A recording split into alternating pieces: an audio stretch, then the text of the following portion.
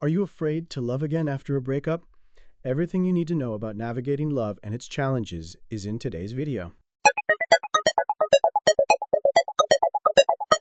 Welcome to Mind Minutes, your daily dose of brighter thinking. Today, we're diving into the messy, beautiful world of relationships, specifically navigating the fear of heartbreak that can hold us back. Ooh, relatable.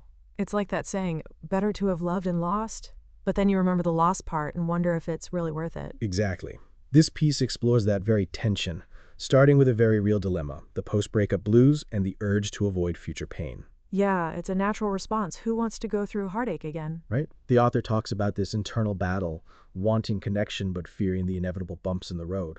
It's like craving a cozy weekend watching TV together, but then flashing back to all the arguments and tears. Ouch, yeah, been there. The article mentions existential anxiety. What's that about?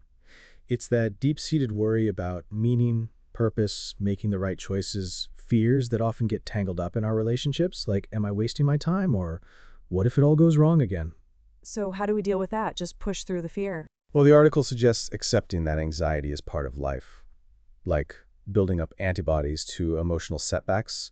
It mentions this idea of life courage, facing the unknown head on. Brave, but also kind of scary, no? Definitely. But the author's friend offers a cool perspective. She frames relationship struggles as optimal frustration, challenges that push us to grow, kind of like a less than perfect, but ultimately helpful parent. I get it. Like those tough experiences teach you something about yourself, even if they hurt in the moment. Precisely.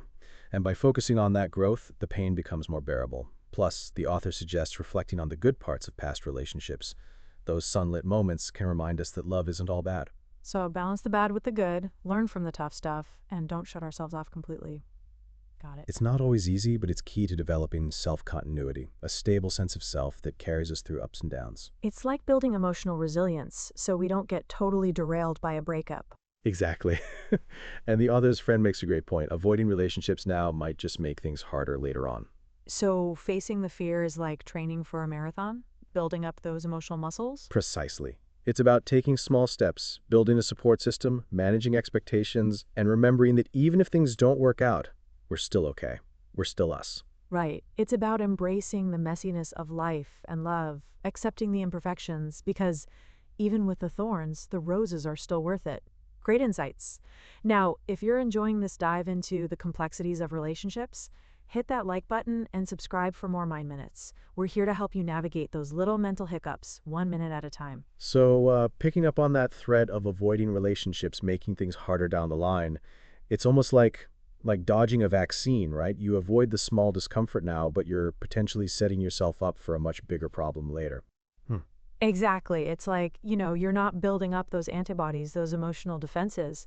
It reminds me of this concept of optimal frustration. Have you heard of that? Oh, yeah? Tell me more. Well, it's this idea that a certain amount of challenge, of frustration, is actually good for us. It's like a slightly imperfect parent, maybe. They're not perfect, they push you sometimes too hard, but ultimately they help you grow. Right, right. Like those experiences, those bumps in the road, they kind of shape us. They teach us resilience, how to bounce back.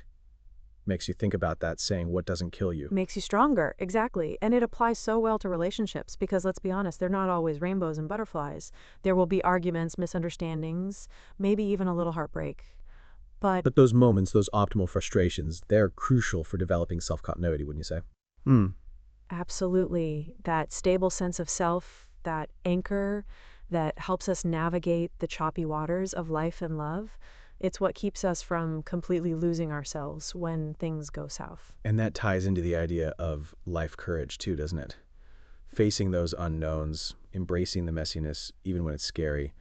It's about acknowledging that existential anxiety, that fear of meaninglessness, of making the wrong choices. It is.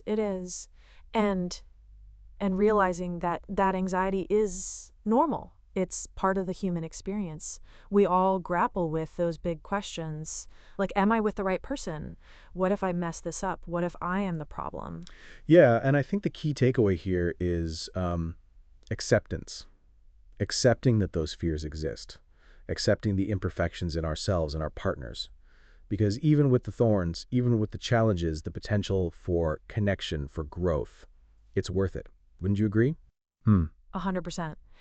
Embracing the art of failure even, right? Because sometimes things just don't work out, and that's okay. It doesn't mean you're broken or unlovable. And hey, if you're finding this conversation helpful, hit that like button and subscribe to Mind Minutes. We dive into these messy, beautiful topics every day, helping you build a brighter mindset 1 minute at a time. So remember those sunlit moments, learn from the tough stuff, and don't be afraid to put yourself out there.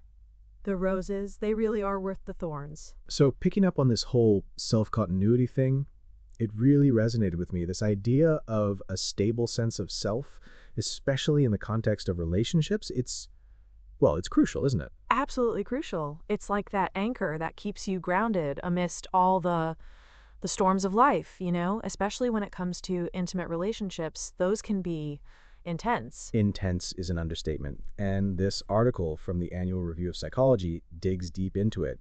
It talks about how these intimate relationships, as messy and beautiful as they are vital for developing this self-continuity. They're like a crucible. Yeah. A crucible? Tell me more. Well, it's where you're tested, challenged, refined.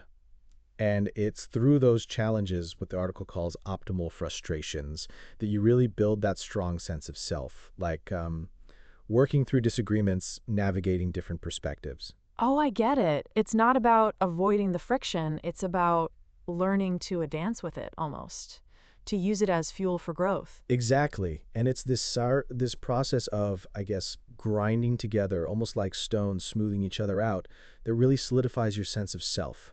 You learn your boundaries, what you value, how to compromise without losing yourself in the process, right? Right. You start to see yourself more clearly, both the good and the not so good. And it's in those moments of optimal frustration that you build resilience. You realize, hey, I can handle this. I can weather this storm and still be me.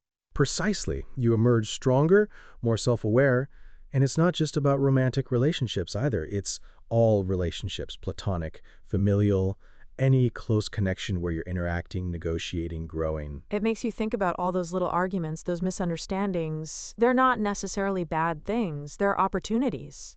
Opportunities to build that self continuity, to understand yourself and your loved ones better. It's all part of the process. Totally. And if you're resonating with this idea of self-continuity, hit that like button and subscribe to Mind Minutes. We're exploring these topics daily, helping you navigate the complexities of life and relationships 1 minute at a time. And remember, those optimal frustrations, they're not just challenges, they're growth opportunities in disguise. So true. Embrace the mess, learn from the friction, and remember, those roses are worth the thorns. Thanks for tuning in to Mind Minutes, and remember to subscribe for your daily dose of brighter thinking. Until next time, take care and be kind to yourselves.